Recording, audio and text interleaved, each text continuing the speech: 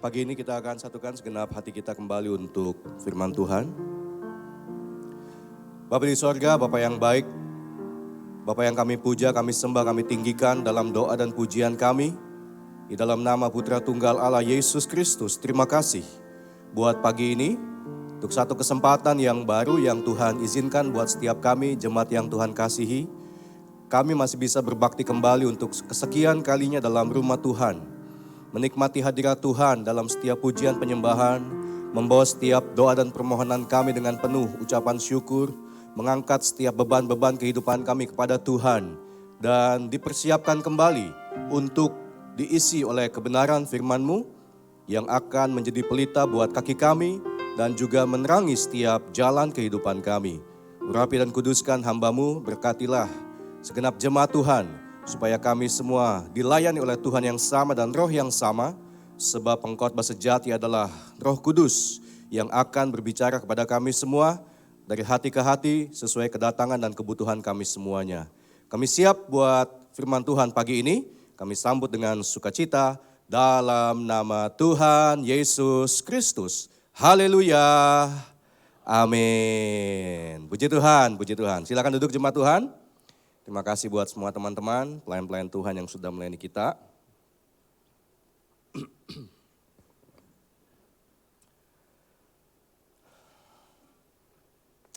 Puji Tuhan, shalom semua. Shalom. Selamat pagi semuanya. Puji Tuhan, terima kasih buat kesempatan yang gereja dan gembala sampaikan. Saya bisa kembali melayani Anda semua pada pagi ini. Udah siap-siap buat Xingnian Kuaile ya. Udah cantik banget ya rumah Tuhan, puji Tuhan ya. Masih 2 hari lagi tapi ya, masih disiapin angpaunya. Puji Tuhan ya, pagi ini kita akan sama-sama masuk dalam firman Tuhan. Saya mau sampaikan satu hal yang sederhana tentang kisah Daud ya. Anda sudah tahu kisah Daud, sudah banyak dengar khotbah tentang Daud, sudah banyak baca Alkitab tentang Daud. Tapi pagi ini saya akan coba kupas satu sisi yang mungkin jarang juga Anda dengar ya. Saya kasih tema besar, The Key of David atau kunci Daud. When God opens doors, no one can shut the doors. Ya. Ketika Allah buka pintu, gak ada yang bisa tutup pintu. Ketika Allah tutup pintu, gak ada yang bisa buka pintu. That's the key of David. Dan satu tema yang saya mau sampaikan tentang battle ready atau siap untuk berperang ya. Sebab Daud adalah seorang pejuang. Nah, kita mau lihat bagaimana cara Tuhan mempersiapkan seorang Daud yang mana kita bisa aplikasikan dalam setiap kehidupan kita di tengah-tengah pergumulan kita masing-masing, menghadapi Goliat kita masing-masing. Sebab setiap kita punya Goliatnya masing-masing, anak muda, orang tua, lansia, dewasa, pria, wanita, pendeta, pendekar, semua punya Goliatnya masing-masing. Uang banyak ada Goliatnya, uang sedikit ada Goliatnya, badan sehat ada Goliatnya, badan kurang sehat juga ada Goliatnya. Single ada Goliatnya, double ada Goliatnya. Gak punya anak ada Goliatnya, banyak anak juga lebih banyak Goliatnya barangkali ya. Jadi setiap kita hidup pasti ada Goliat kita masing-masing. Makanya kita mau coba untuk renungkan bagaimana Allah mempersiapkan seorang Daud ya. Saya cek dulu saya punya ini. Oke. Battle ready. Orang mau menangnya. Berapa banyak jemaat Glow mau menang? Amin. Saya juga mau menang. Kita semua mau menang. Gak ada orang yang mau kalah. Gak ada orang yang mau gak sukses. Semuanya mau menang, mau sukses, mau diberkati sama Tuhan. Setiap orang mau menangnya, tapi pertanyaannya apakah mau juga melewati proses persiapannya. Setiap kita mau menang, tapi apakah tiap kita mau diproses oleh Tuhan untuk bisa mendapatkan kemenangan itu. Kenapa? Sebab kemenangan adalah hasil, katakan hasil. Atau akibat, konsekuensi, hasil, akibat, reward, upah daripada adanya serangkaian persiapan. Maka kemenangan itu adalah hasil atau akibat. Tiap orang kepingin menang, kepingin hasil. Tapi apakah ada prosesnya? Tiap orang kepingin sukses dan berhasil. Tapi apakah mau dipersiapkan ke arah sana? Sebab kemenangan adalah hasil atau akibat daripada adanya satu rangkaian masa-masa persiapan. Dan yang penting harus kita selami dengan sungguh-sungguh. Persiapan itu sifatnya tersembunyi, sendiri dan sepi, jauh dari keramaian. Kalau lagi menang, wah, semua mata lihat, semua mulut bilang hebat, semua tangan tepuk tangan, semua wartawan menyorot, media sosial meliput kalau menang. Tapi apakah waktu persiapan, waktu latihan ada mata lihat? Belum tentu. Waktu orang latihan sembunyi aja, nggak ada media sosial meliput, nggak ada wartawan datang, nggak ada mata lihat, nggak ada mulut tepuk, nggak ada mulut kasih semangat, nggak ada tangan tepuk tangan. Dia harus latihan dan dipersiapkan dengan tersembunyi, sendiri dan sepi, jauh dari keramaian. Itu yang namanya persiapan. Kalau kesebelasan kita menang yang suka sepak bola, itu televisi udah meliput tuh. Kalau kita punya kesebelasan dunia, wah satu dunia tahu dia menang. Tapi apakah tahu kapan dia latihan? Tahu makannya apa? Tahu tidurnya jam berapa? Tahu latihan fisiknya seperti apa? Tahu latihan mentalnya kayak apa? Gak ada yang tahu. Yang orang tahu, yeay kesebelasanku menang. Kita nggak tahu latihannya kapan dan di mana dan bagaimana. Waktu petinju kita jadi juara, kita senang, yeay petinju juara, jagoanku menang. Tahu nggak latihannya kapan? Tahu nggak disiplin makan dia kayak apa? Tahu nggak jam tidur jam berapa? Kita nggak tahu yang namanya persiapan untuk ke sebuah peperangan dan menang itu selalu tersembunyi, sendiri dan sepi. Oleh karena itu, yang paling penting adalah persiapan dalam area pribadi, bukan publik. Bagaimana area pribadi kita dipersiapkan yang private dan tersembunyi, itu akan menentukan seberapa kuat dan panjang kita punya prestasi kemenangan dalam hidup kita. Tiap orang pengen dilihat, tapi namanya persiapan sering banget gak kelihatan. Dan kadang-kadang lagi Tuhan siapkan, kita pun gak tahu Tuhan lagi siapkan. Kadang-kadang kayak begitu. Jadi sekali lagi, persiapan itu tersembunyi, sendiri dan sepi. Kadang kita seorang diri aja harus memotivasi diri kita, menguatkan diri kita, melatih disiplin diri kita tanpa ada mata lihat, mulut memberikan semangat, tangan bertepuk tangan tanpa ada tim yang lain. Kadang-kadang dalam kesendirian kita itulah persiapan yang paling penting. Bukan dalam area publik yang kelihatan, tapi pribadi atau private. Itu akan menentukan seberapa jauh kemenangan kita, saudara. Ada satu ayat dalam Amsal 24 ayat yang ke-6. Baca sama-sama ayat ini. 2, 3. Karena hanya dengan apa? Perencanaan, persiapan, engkau dapat berperang. Dan kemenangan tergantung pada apa? Penasehat yang banyak. Dalam kesendirian dia mesti menggali semua nasihat, wisdom, sumber daya, hikmat yang bisa menguatkan dirinya secara pribadi.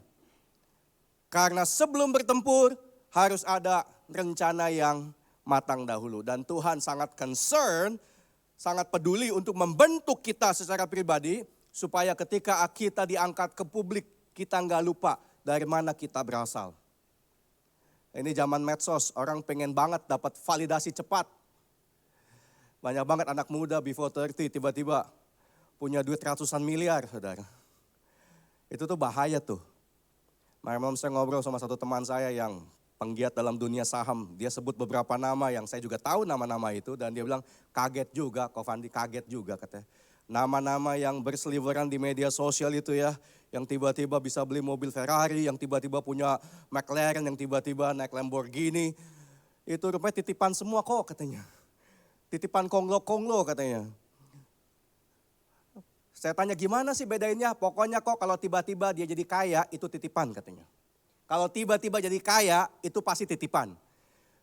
Karena nggak ada orang tiba-tiba kaya itu nggak ada. Kecuali dapat warisan atau kawinin orang kaya itu aja. Yang namanya proses nggak ada tiba-tiba kaya itu nggak ada. Selalu ada persiapan.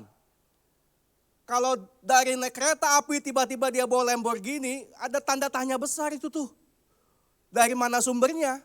Sebab uang nggak jatuh dari langit, betul apa enggak? Saya tanya, kenapa sih dititipin begitu? Iyalah, supaya banyak retail ketipu katanya. Sebab Konglo juga mesti jualan. Dia juga mesti jualan ke retail katanya. Jadi yang FOMO-FOMO itu dimakan semua. Begitu rupanya ya. Ya makanya kok jangan percaya dah katanya. Kalau ada influencer tiba-tiba kaya mendadak nggak tahu dari mana sumbernya. Kebanyakan mah titipan, dimodalin sama big boss katanya. Oh masuk akal lah. Sebab saya nggak percaya yang namanya kaya mendadak itu nggak percaya. Sukses mendadak nggak percaya. Sehat mendadak juga nggak bisa. Umur panjang mendadak juga nggak bisa. Semua ada prosesnya. Semua ada prosesnya. Dan seringkali prosesnya nggak kelihatan. Orang lihat hasilnya, kepengen cepat-cepat di sana. Nggak usah cepat-cepat. Hidup bukan tentang kecepatan kok.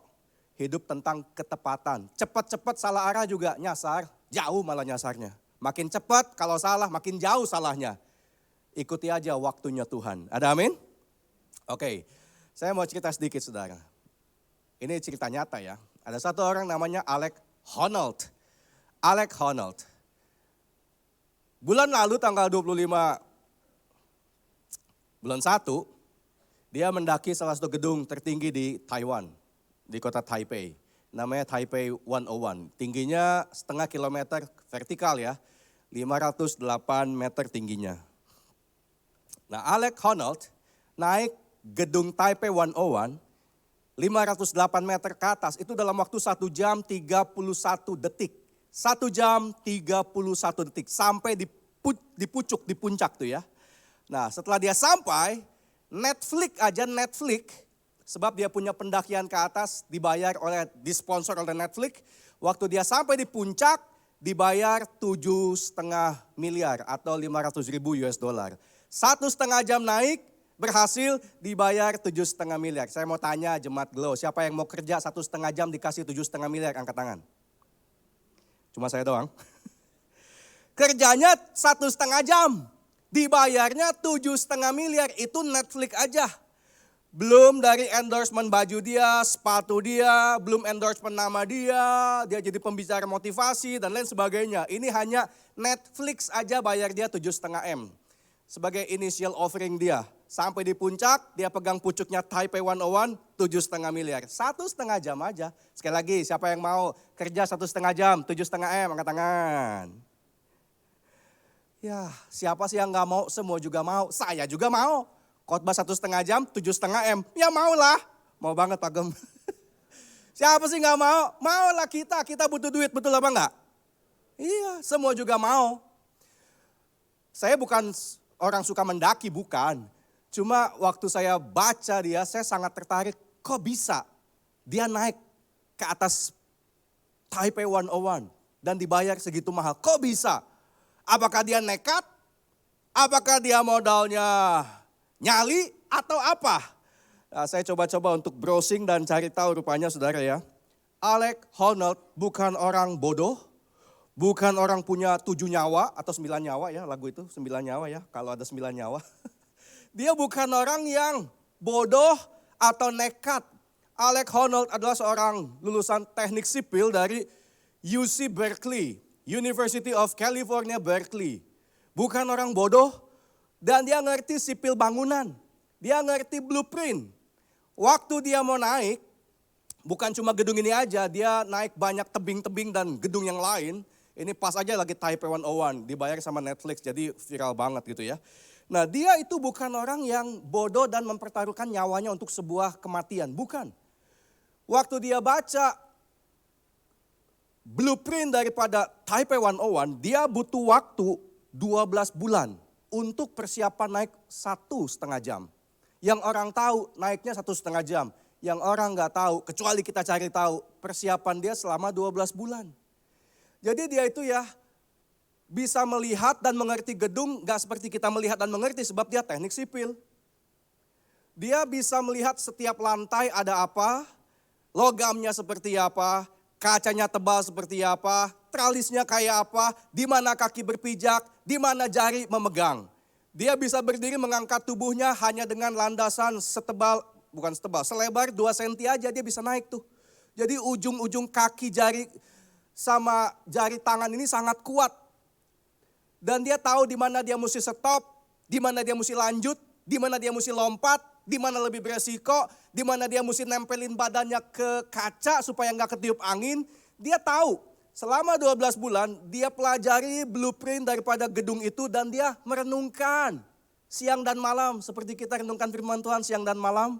Dia membayangkan dia sedang berjalan naik ke atas dari lantai bawah sampai puncak. Dia bayangin di otak dia, saudara. Saya mau tanya Bapak Ibu, siapa yang tiap pagi suka nganterin anaknya ke sekolah, angkat tangan? Ada? Nah, kita satu agama Pak ya. Ya tiap pagi antar anak saya sekolah tuh. Ini kalau saya tutup mata saya bisa bayangin dari depan pintu rumah saya sampai depan pintu sekolah tuh. Keluar rumah, belok kanan, belok kiri, belok kanan, ketemu satpam, buka kaca dikit. Pagi Pak, jalan lagi. Ada polisi tidur, belok kanan, hati-hati. Suka ada mobil keluar mendadak dari situ pelan-pelan, ketemu beneran, maju lagi. Ada ayam-ayam putih di situ. Nah, saya hafal banget, sudah 2 tahun.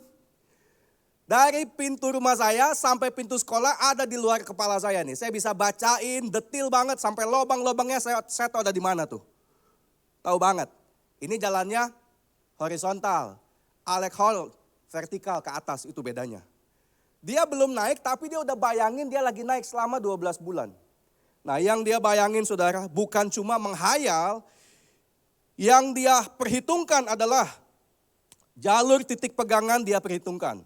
Sudut kaca dia perhitungkan, panel bangunan dia perhitungkan, adaptasi cuaca dia perhitungkan, rasio gesek dia perhitungkan, hukum geometri dia bawa, aerodinamika dia bawa, manajemen energi dia bawa, sebab jangan sampai di tengah jalan kakinya penat. Ada yang suka lari di sini? Saya suka jogging 5 kilo tuh. Kadang-kadang 2 kilo kaki udah sakit. Kalau lagi malas saya berhenti, jalan kaki aja. Kalau lagi semangat-semangatnya, paksa terus. Bisa kadang-kadang. Tapi kalau lagi malas, 2 kilo, aduh sakit kaki, stop lah.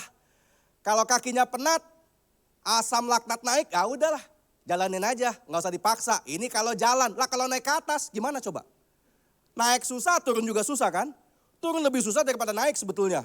Jadi dia gak boleh pegel sama sekali. Dia mesti perhitungkan energi dan kekuatannya semini-mini mungkin. Saya lagi belajar. Mungkin harus belajar dari Pastor Elisa nih ya, jago lari kan. Gimana saya lari santai, heartbeat saya 130.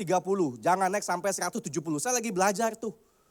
Sebab saya konsumsi bahan bakar kebanyakan. Kalau lari sampai 180, kalau lihat di jam mentok sampai merah tuh. Saya harus belajar lebih slow. Bisa lari setengah jam, 1 jam, tapi heartbeat nggak naik-naik. Itu gimana supaya energi nggak boros, nggak cepet capek. Lagi belajar saya juga. Nah Alex Nolan belajar supaya sampai puncak nggak capek itu gimana. Jangan dipaksa tapi konsisten, sebab nggak boleh stop di tengah jalan. Waktu dia naik ke atas Bapak Ibu sekalian, hukum Newton 1 inersia ada di situ. Newton 2 gaya di situ, Newton 3 reaksi ada di situ, hukum gravitasi Newton di situ, hukum friksi gesekan di situ, hukum kekekalan energi di situ, hukum statistika benda tegar di situ, hukum Hooke di situ, hukum Bernoulli, Fenotti di situ. Yang kita lihat dia naik nekat, yang naik hukum fisika di otak dia semua saudara. Ini bukan orang nekat, ini orang perhitungan 1000%. Dia nggak akan naik kalau dia nggak yakin. Waktu dia naik bukan jatuh nggak ya, bukan. Waktu dia naik pasti sampai. Sama kayak saya, keluar rumah mau antar anak sekolah, saya nggak mikir sampai nggak ya. Enggak, saya mikir pasti sampai. Pasti sampai depan sekolah. Itu saya antar anak sekolah, pasti sampai. Udah 2 tahun, di otak udah hafal. Alex Holland naik ke atas, di otak sudah hafal. Setiap langkah adalah manifestasi daripada hukum fisika yang dia tahu. Kita lihatnya dia nekat. Yang jalan persiapan 12 bulan. Yang orang gak tahu. Makanya 1,5 jam 7,5 miliar. Itu dia. Saya 1,5 jam rahasia. Gak ada yang boleh tahu. Jadi itu bedanya. Satu contoh lain. Wu Yongning. Sebenarnya ini banyak di YouTube saudara ya. Saya gak cerita bohong. Tanggal 8 bulan 11 2017 di kota Changsha. Dia naik gedung juga. Separuh daripada Alex Honnold naik. 263 meter aja. Dibayar cuma 20.000 US dollar. Mungkin 300 juta aja. Apa yang terjadi saudara? Meninggal dia, jatuh. Cek aja nama dia, nanti ketik di YouTube. Sampai ada videonya dia jatuh tuh. Kenapa dia jatuh? Ini baru namanya beriman nekat, gak ada persiapan. Alex Honnold beriman gak nekat, persiapan. Dia beriman nekat, gak ada persiapan. Dia naik ke atas gunung, ke atas gedung, lalu pull down, pull up, pull down, pull up, pull down. Gak bisa naik lagi saudara. Tangannya pegel, gak bisa ngangkat lagi. Lalu di video itu dilihatin kaki dia mencoba untuk mencari celah-celah gedung supaya kakinya nempel, gak bisa. Nggak bisa, Anda tahu sepatu Alex Honnold itu dibikin khusus. Sudutnya, plastik, karetnya, tebalnya, beratnya, itu semua ada hitungannya. Nggak bisa pakai on cloud tuh nggak bisa. Sepatu yang terkena on cloud tuh nggak bisa saudara. Dia punya sepatu nggak bisa nempel, makanya jatuh dia meninggal. Dua-duanya punya iman berhasil, dua-duanya punya iman terkenal, dua-duanya punya iman dapat duit banyak. Tapi yang satu berhasil, yang satu gagal. Tahu kenapa? Alex Honnold ada persiapan 12 bulan. Wu Yongning modal nekat doang. Pokoknya udah pernah berhasil dulu, hari ini pasti bisa. Udah pernah dulu, hari ini pasti bisa. Dia nggak perhitungkan semuanya. Itu bedanya saudara. Bagaimana dengan Daud? The key of David. Waktu Daud kalahkan Goliat, apakah itu mujizat? Apakah itu kebetulan? Atau hasil daripada sebuah persiapan yang kita aja anak Tuhan gak tahu kalau gak baca dan renungkan firman Tuhan dalam-dalam. 1 Samuel 17 ayat 34 dan 36 dikatakan Daud berkata, hambamu ini biasa. Katakan 2-3. Sekali lagi 2-3. Biasa. Itu kata biasa itu ya dahsyat banget.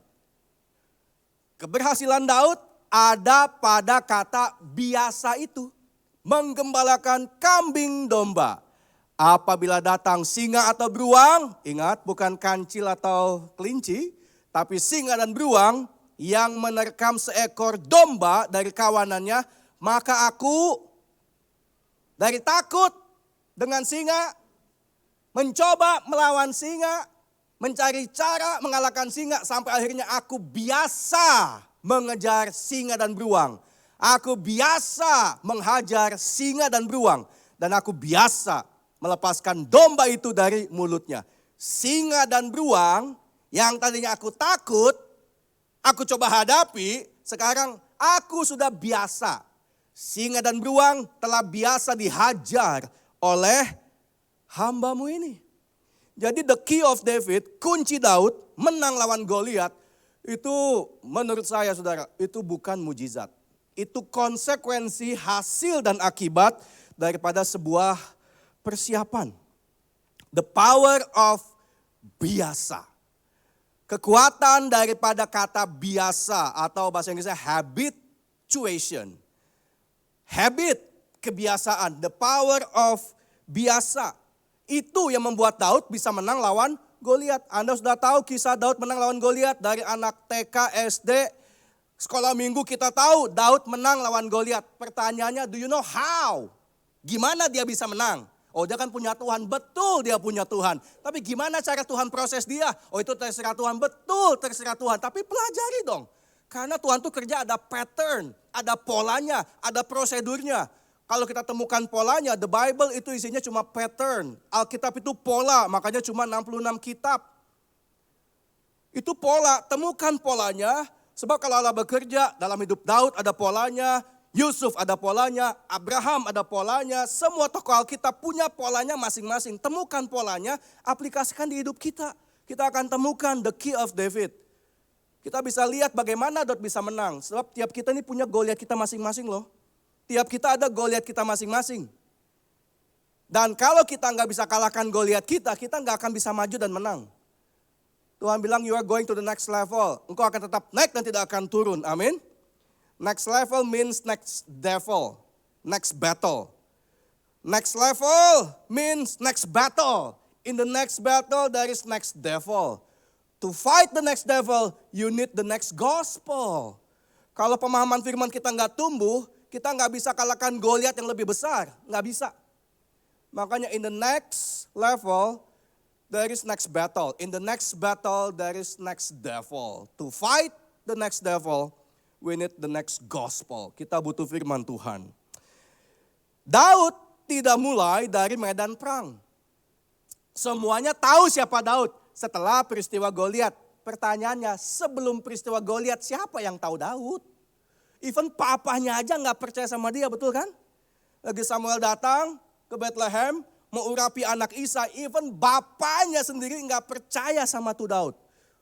Daud itu korban bullying, papanya bully dia, kakaknya bully dia, rajanya Saul bully dia, Goliat bully dia juga. Daud itu dipersiapkan dengan sebuah cara yang sangat nggak enak. Namanya persiapan, tidak ada yang enak. Nggak enak saudara. Daud mulai tidak di medan perang, tapi di padang rumput dengan kambing domba. Bukan langsung lawan Goliat, tapi melawan beruang dan singa. Samuel 17 ayat 28, berapa ekor singanya, berapa ekor kambing dombanya yang dia bebaskan dari singa dan beruang. Dikatakan ketika Eliab kakak yang tertua mendengar perkataan Daud kepada orang-orang itu, bangkitlah amar Eliab kepada Daud sambil berkata, mengapa engkau datang? Dan pada siapakah kau tinggalkan kambing domba yang 2-3 ekor, bukan 23 ya, 2 atau 3 ekor di padang gurun. Daud itu ya dapat yang gak enak di hidup dia. Dia itu anak ke-8 dari 8 bersaudara. Kakak yang pertama Eliab jenderal, yang kedua Abinadab jenderal, yang ketiga Syama jenderal. 3 kakak Daud semuanya orang-orang hebat. Ring satunya Saul. Kakak keempat pasti gembala, kelima gembala, keenam gembala, ketujuh gembala, Daud gembala. Sebab Isai adalah gembala. Kenapa Daud cuma punya 2-3 ekor? Kenapa coba? Saya kasih tahu ya.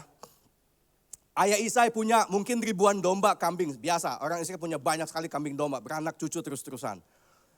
Papa yang ngomong gini, aku punya kambing domba, anak-anakku tolong rawat dan jaga kambing domba papa. Namanya anak-anak siapa? Yang pertama setelah 1, 2, dan 3 kan jenderal semua. Kakak keempat dia ambil domba-domba yang dia suka. Yang dia gak suka oper ke kakak yang kelima. Kakak kelima ambil domba-domba yang dia suka yang bagus-bagus, yang sehat-sehat. Yang dia gak suka kasih kakak keenam. Kakak keenam ambil domba-domba yang bagus dan sehat yang dia suka. Yang dia gak suka kasih kakak ketujuh. Kakak ketujuh ambil yang dia suka dan dia senang, gemuk-gemuk, sehat-sehat. Yang dia gak suka kasih ke anak ke-8, anak bungsu yaitu Daud. Sisanya cuma 2-3 ekor aja.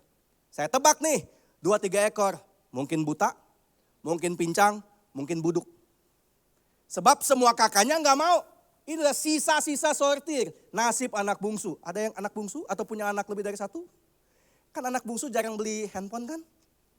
Jarang beli baju kan? Paling gak adik saya yang keempat tuh, dia punya baju banyak banget. Dari mana? Kokonya turun-turun ke dia tuh.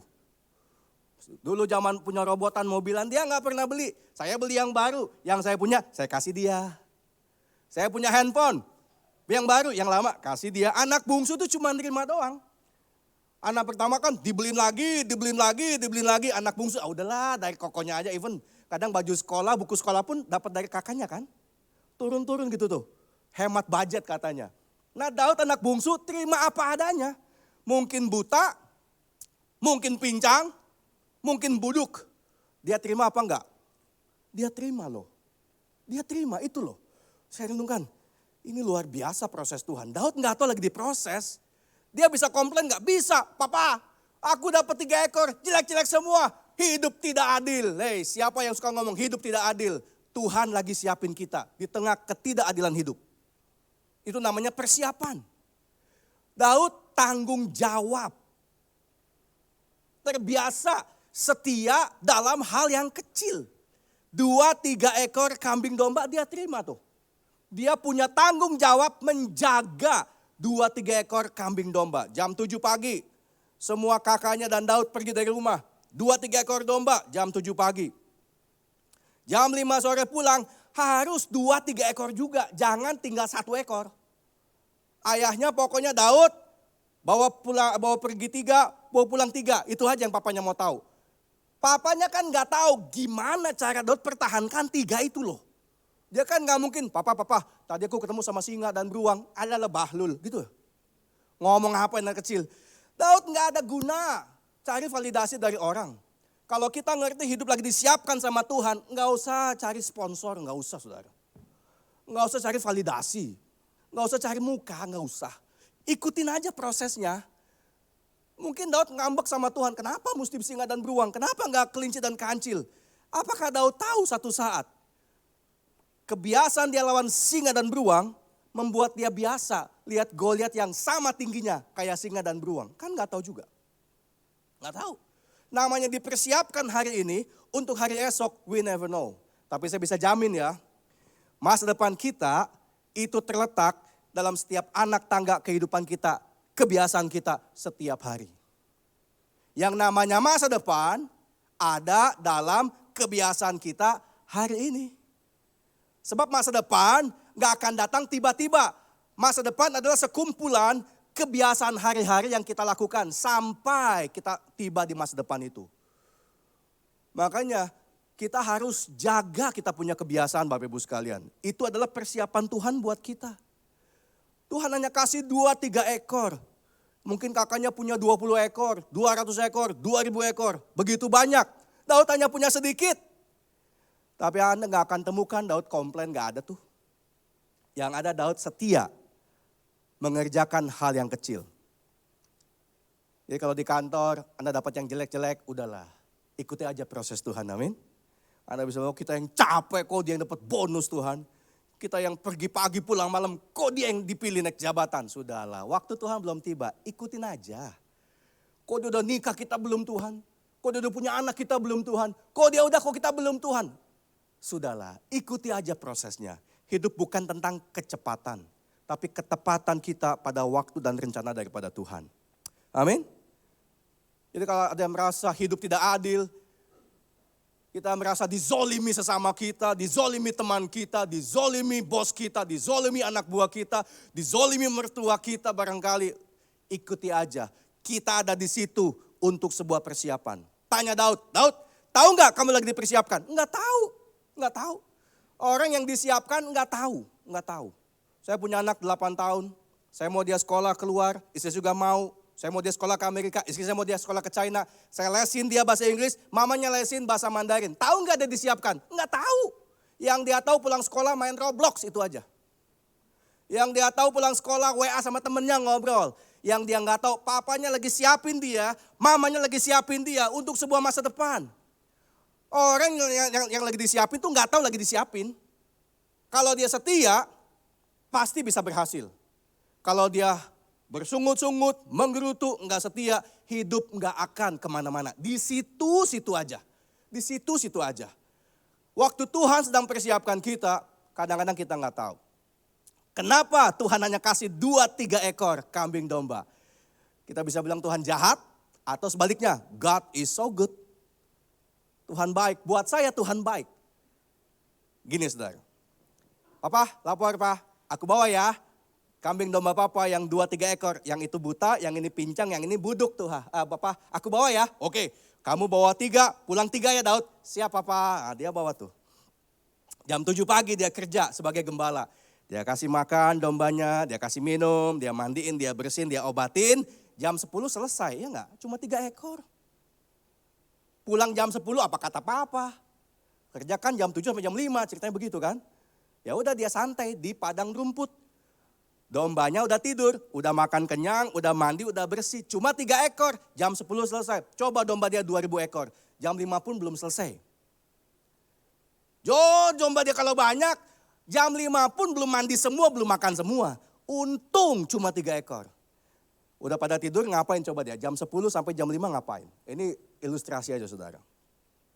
Main kecapi lah dia latihan kecapi. Sebab cuma 2-3 ekor, latihan kecapi. Tahu nggak? Permainan kecapi dia satu saat membawa dia masuk ke istana. Main buat raja. Tahu nggak? Nggak tahu.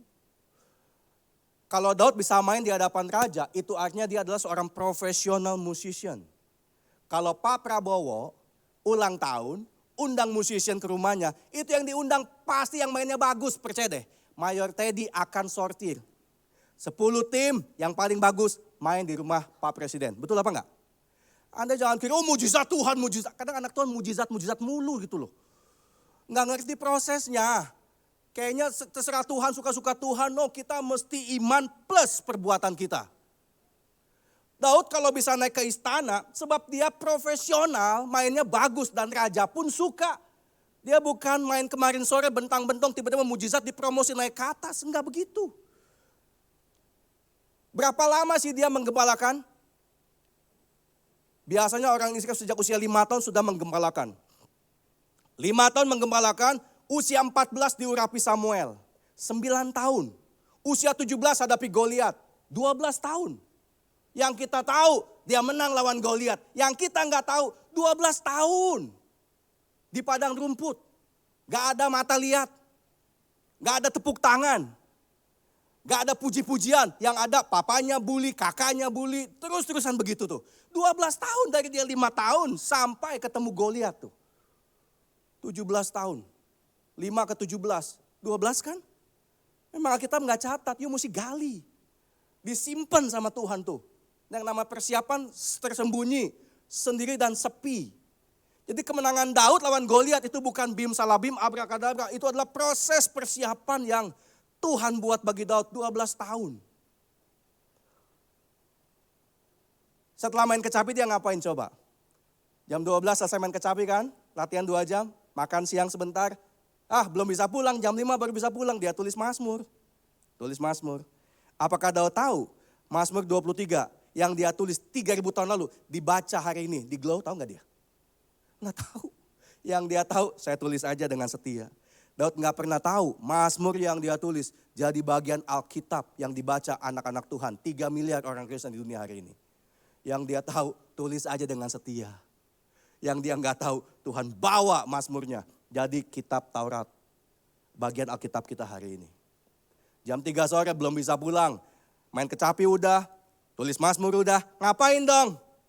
Dia latihan main ketepel. Kenapa ketepel? Pedang kakaknya bawa, lembing kakaknya bawa, tombak kakaknya bawa. Daud nggak punya apa-apa. Jangan komplain kalau nggak punya yang orang punya. Amin. Jangan komplain. Kok dia punya pedang? Kok dia punya lembing? Kok dia punya tombak? Aku nggak punya apa-apa. Musuhku singa dan beruang. Tuhan, punya perasaan dong Tuhan. Jangan komplain. Daud punya prinsip. Tidak ada pedang, akar pun jadi. Amin. Kalau kita komplain, nggak akan kemana-mana saudara. Diproses terus sama Tuhan seumur hidup, nggak maju-maju. Makanya dia ambil rotan, ambil batu, dia latihan tuh. Makanya waktu dia ketemu sama Goliat, dia lempar ketepel atau umbannya, itu bukan kebetulan. Itu preparation. Battle ready buat Daud. Dari mana? 3 ekor domba aja yang dia punya. Daud setia. Ini namanya the power of 10,000 hours. Ada sebuah prinsip. Orang tuh hanya bisa ahli, jadi mahir, jadi biasa. Kalau udah dilewatin satu proses 10.000 jam. Mau jago main kecapi, 10.000 jam latihan. Mau jago main keyboard piano, 10.000 jam. Mau jago khotbah, 10.000 jam. Mau jago masak, 10.000 jam. Mau jago bisnis, 10.000 jam. Sekolah bisnis, semua juga bisa. Dapatkan insting bisnis, enggak semua orang bisa, itu dia. Itu dia. Mau dapatkan instingnya, orang tuh kalau orang sukses ya, saya temukan gini, dia tuh bisa tahu ini bakal jadi duit, ini enggak, itu loh. Kita yang bukan bisnis, kayaknya sama aja. Portofolio sama-sama bagus, tapi yang membedakan, ini nih jadi duit nih Van, yang ini enggak. Dari mana dia bisa begitu? Lebih dari 10.000 jam dia di situ tuh, ada di situ. Saya dengar khotbah sekali, saya bisa tahu ini Alkitabiah apa enggak, dari mana coba? Ya 10.000 jam itu. Hidup saya di situ. Saya bisa gampang sekali mendeteksi ini kesaksian Alkitabiah apa enggak. 28 kali baca Alkitab. Bukan saya suka menghakimi, bukan. Pokoknya lihat aja referensinya. If there is in the Bible, it's biblical gitu aja. Kalau there is not in the Bible, it's not biblical. Simple aja. You boleh ngomong apa aja. Kesaksian apa aja. Ngajar apa aja, but the Bible is the Bible. The Bible interprets the Bible. That's it. 10.000 jam. Daud lebih dari 10.000 jam. Kalau 8 jam sehari butuh 5 tahun. Kalau 4 jam sehari butuh 10 tahun gitu aja. Gak ada yang namanya instant proses, gak ada. Kecuali Indomie. Gak ada. Indomie aja prosesnya gak segampang itu kan. Tanya Indofood tuh berapa lama dia prosesnya sampai ketemu Indomie begitu rupa bumbunya tuh. Enggak cepet juga.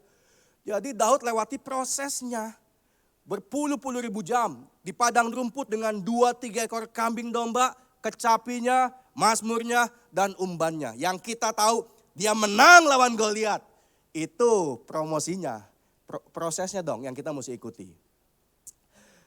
Mengapa orang gagal melawan Goliatnya masing-masing atau masa depannya masing-masing? Jawabannya karena tidak setia merawat dombanya di masa kini. Orang mau lawan Goliat. Kalau Goliat tumbang, semuanya tahu saya. Orang mau cepat-cepat lawan Goliat. Tuhan bilang jangan cepat-cepat, rawat dulu dombanya. Kalau kamu nggak rawat, percuma lawan juga, keok nanti.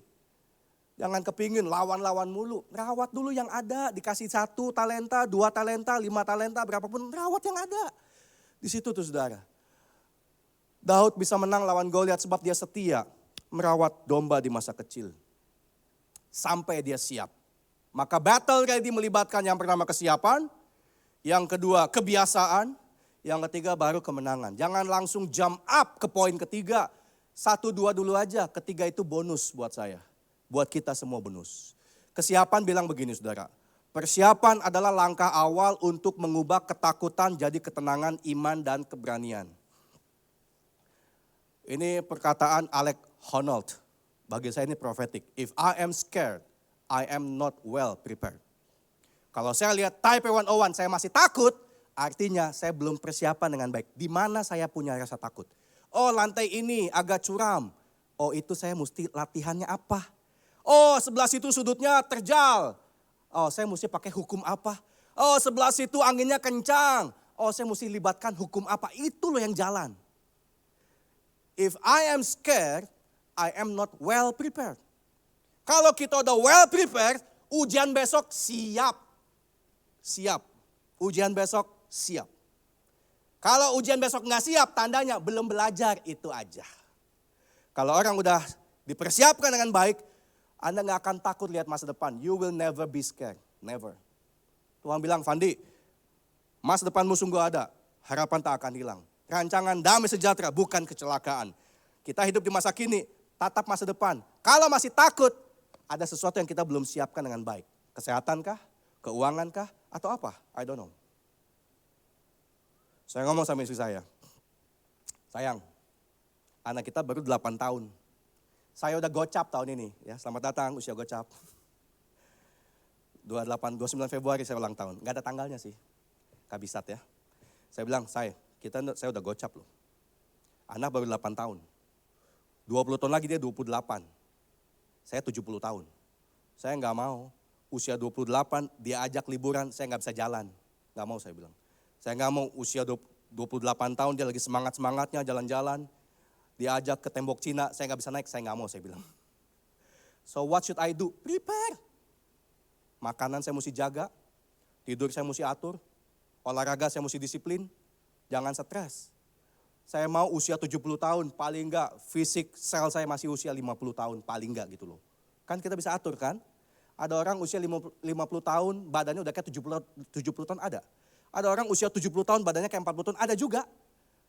Saya mesti keep up. Saya bilang, kalau kamu mau temani anakmu, jalan-jalan suatu saat nanti, you must take care of your body. Gak ada yang bisa tolong kamu, saya bilang. Saya pun gak bisa tolong. You makan sendiri, you olahraga sendiri, you tidur sendiri. Gak ada yang lihat, gak ada.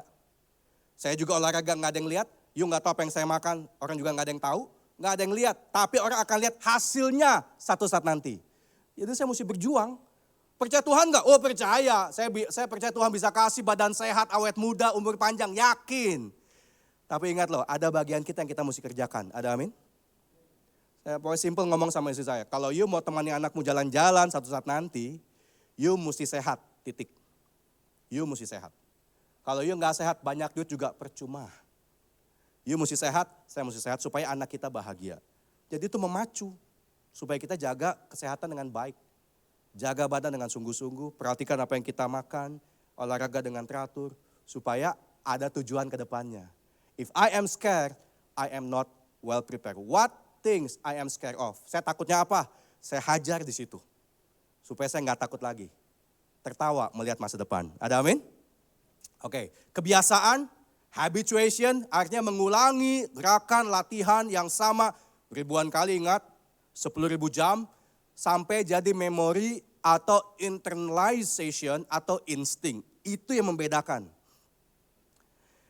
Sebuah kalimat nih dahsyat saudara. Jika hidup kita ingin naik ke level impian kita, tiap kita punya impian lebih tinggi dari kenyataan kita. Kalau hidup kita ingin naik ke level impian kita di masa depan, maka hari ini kita harus mau turun ke level kebiasaan kita. You change your habit, you will change your future. Kalau kita punya impian pengen sampai ke sana, udah ubah kebiasaannya dulu. Ubah. Saya pun masih bertarung saudara dengan jam tidur saya terus terang aja. Saya lagi berjuang tidur jam 11 gitu loh. Kalau bisa tidur di bawah jam 12 itu udah prestasi banget buat saya itu. Seumur hidup tidur. Zaman sekolah dulu saudara. Jam 5 orang sembahyang itu jam tidur saya tuh. Wih udah orang sembahyang, tidur itu. Sekarang saya bilang Tuhan mundur ke jam 2. Mundur ke jam 12. Tuhan kalau bisa tidur jam 10 itu udah prestasi banget. Tadi malam masih jam 1 tidur saudara.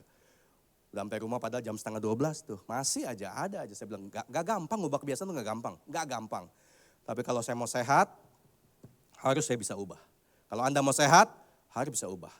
Keuangan juga sama, keluarga juga sama, hubungan juga sama. Semua sama.